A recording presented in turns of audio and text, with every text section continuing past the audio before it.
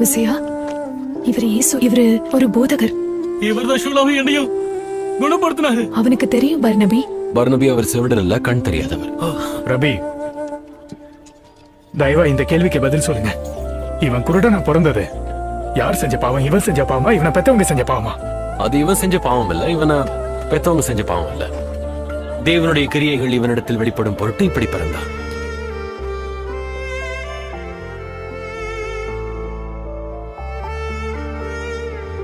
இப்ப கழுவிக்க.